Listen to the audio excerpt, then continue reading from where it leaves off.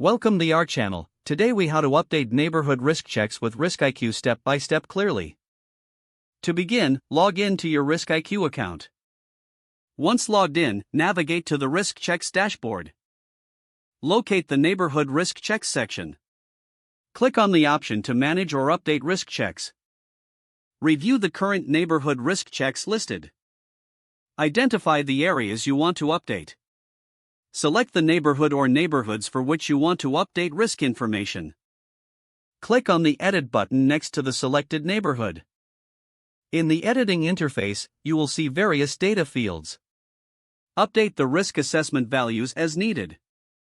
If necessary, add notes to explain the updates you are making. Once you have completed your updates, look for the Save button.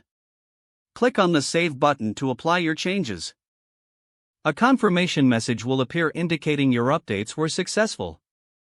You can now return to the main dashboard to view the updated risk checks. Consider reviewing additional neighborhoods if required. Regular updates help maintain accurate risk assessments. Ensure to schedule periodic reviews to keep the data current. If the page does not load, refresh the browser or try again in a private or incognito window. Make sure you are using the correct email address, then retype it carefully to avoid small typos. If your password is not accepted, use the reset option and create a new strong password you can remember. Check your spam folder for verification or security emails, then complete any requested confirmation steps. Enable two-factor authentication if available to improve account security and reduce unauthorized access risk.